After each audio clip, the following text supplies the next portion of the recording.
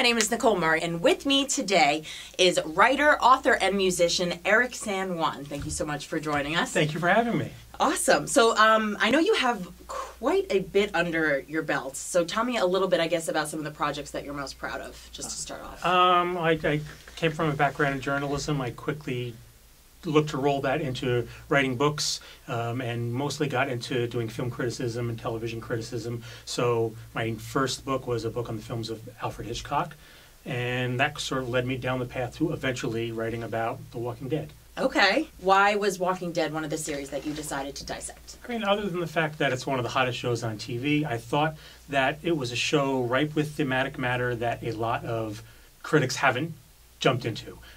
There's a lot of material to get into, and I haven't seen sort of a critical analysis that gives the show the depth that it deserves. Okay, so I know we're not going to give everything away. We're not going to give all the goods away. But what kind of themes and everything do you dissect in the book? I know you say, this was genius to me, because The Walking Dead may be full of awesome zombie splatter, but that doesn't mean it doesn't have to have a brain. That's a genius line to me. Oh, thank you. You're welcome. I think, it's sort of break the book down by half seasons, because I think that the show has presented itself in that way, in these half season chunks. And the way I kind of look at it is that each half season represents a couple of core themes in each half season. And so you'll see talking about choices and consequences, the idea of the choices that we make as human beings and living with the consequences of those choices, or the idea of solitude and togetherness, and sort of the contrast between those two things and how we need both of those things. The way those things conflict with one another, and yet the way those things are both necessary, especially in a world like The Walking Dead, where the dead are trying to eat you. More or less. Here, let's take a look at this this cover, because it's definitely very, very half zombie, half man. So do you delve into both sides of what, like, living versus dead? Is it mostly themes of just what the living have to go through? It's really focused on the themes of what the living have to go to, and I think that's sort of part and parcel to the show. You know, as they say, we are the Walking Dead. The idea is that the title of the show doesn't really refer to the zombies and the living dead at all. It's the people who are living in that world. They are the Walking Dead. So this is the cover is supposed to sort of evoke the idea that Rick in particular, but all of these characters are always right on the cusp of losing their humanity. They're always walking that edge, which, as anyone who's been watching the show knows, that's perhaps the overarching theme of the entire show, is the idea that people put in dire circumstances will be forced to do horrible, immoral things in order to keep going and survive. We definitely have seen that. So what season, up to what season does this book dissect? This show covers the first 5 seasons, as well as the origins of the show. So we talk a lot about the John Romero zombie movies. We talk about what zombies were before Romero created Night of the Living Dead, and that sort of thing. It cuts off just at the end of season 5 and the debut of Fear the Walking Dead. Okay. So my thought was that one of these days I would either expand this or do a second one that catches up on Fear the Walking Dead and the current seasons of the show. I was just going to ask, so would you do Fear the Walking Dead and Walking Dead separately, or would that go in one book? I think I would probably do them together at that time. Okay, so speaking of, are you all caught up? Are you ready for season 8 coming up? I'm actually not caught up. I am lagging behind most viewers. There's a good reason for that, or at least I feel like it's a good reason. It's because of the way I tend to watch, not only the way I tend to watch television, but for projects like this, I feel it's easier to spot the broader themes in these shows when you watch them together in a binge, as people say these days. So that's the way I tend to watch, especially if I have my eye on a project of this nature. Is I used to watch The Walking Dead week to week, just like everyone else does. And then when the seeds of this project were sort of planted in my head, I realized, okay, you know what? I need to refocus the way I'm taking in this show, because, like I said, it's much easier to spot, like, oh, you know what? This cluster of 8 episodes, there was really this overarching narrative theme here, and I might not have spotted it if I was on the edge of my seat every week, which is what the show's really all about, is every week making you go, oh, I can't believe they just did that to him. You know. It's true. It's true. I think one of the biggest one was the cliffhanger on the end of season 6, I believe, was it? Oh, yes, absolutely. Yes. So I think that was probably the most intense. So what have you seen up until then? Since Lucille did what she did to our friend Glenn. Okay. Yes. So I'm sure you've heard little things here and there, because this has been all over social media, that it's Rick versus Negan.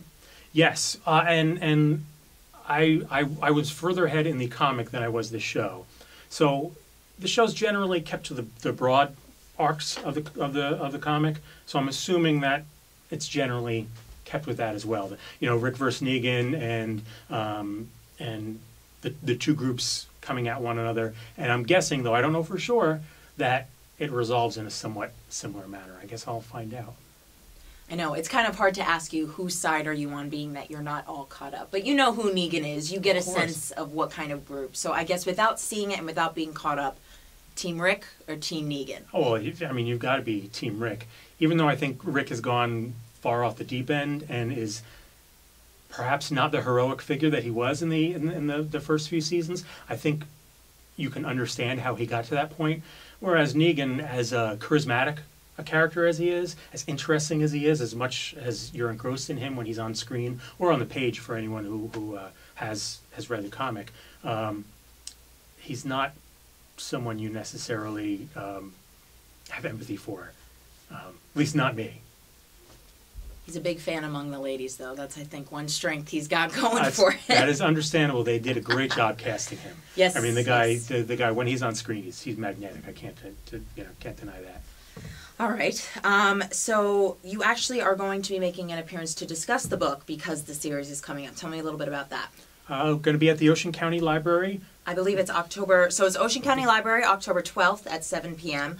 What can people who attend expect? What kind of things? How deep into it are you going to go? I think we're going to talk. We're going to talk about the origins of the zombie genre. We're going to talk about where The Walking Dead came from, both its roots in film as well as its roots as a comic book. And then we're going to dive into some of those themes of those initial seasons. And we're going to talk a little bit about what makes those initial seasons tick, why they were special, and how the show managed to go from being a cult hit to a show that's probably a lot smarter than a lot of critics give it credit for. And then, and obviously we'll do some Q&A and take some questions, and I'll have fans completely stump me on some things, which I'm sure will happen. I'm sure it will happen because you're not all caught up. That's true. So how do you stay completely in the dark? I mean, it's all over social media. You have to have some idea of things that happen, especially if it's something major. I actually part of my job is working on social media. I do that for a living, so I've become really good at putting on the blinders and just completely skimming over things. There's quite a few shows that I watch the same way. Game of Thrones, for instance, I wait until each season is over and then I watch the season as a whole, and I've managed to never been spoiled with anything. Wow.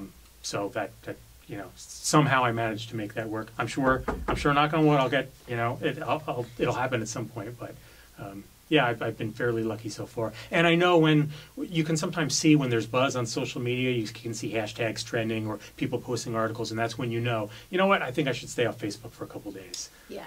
Yeah. Definitely. And I'd never worry about being off Facebook for a couple of days. It's always nice to have a break. You're one of the very few people I've ever heard that has said that a show has not been destroyed for them by social media. So unless if you have any other comments, I'm going to close it up with the question. If you could bring back one of the characters that has already been killed off, who would you bring back? Ooh, that is a really good question. Boy, you know what? I would say probably Tyrese. I found... Tyrese? Yes. There's I don't know if it's the actor on the show. I don't know if it's because there's a nostalgic fondness for him from the comic, because he was a terrific character in the comic. But I liked his inner struggle. I liked the idea that he was battling the same sort of demons that Rick was battling, but I think he sort of felt as if he was losing that battle, and unlike Rick, he wasn't okay with losing that battle. And I liked that. There was something I felt really compelling about that, and I sort of wanted to see his struggle continue, despite the fact that his death episode was one of the best of the show, I think. I am so surprised by your answer. So many people would say Glenn, maybe a few would say Lori. But you say Tyrese, so Yeah, very interesting. I mean, Glenn and Lori, both interesting characters. Herschel, wonderful character. His youngest daughter, wonderful. All great characters, but I think Tyrese, there was a little richness under the surface that some of the other characters didn't necessarily have. Fair enough. Okay, so Dissecting the Walking Dead by Eric San Juan. Where can people get this? You can find that on Amazon.com, Barnes & Noble, and most online booksellers. All right, beautiful. Slicing into the guts of today's hottest show, Dissecting the Walking Dead by Eric San Juan. He's going to be at the Ocean County Library, October 12th at 7 p.m. And if you want any more information on anything else that he's written, produced, ericsanjuan.com. Walking Dead will be coming back October 22nd, 9 p.m. on AMC. See you then.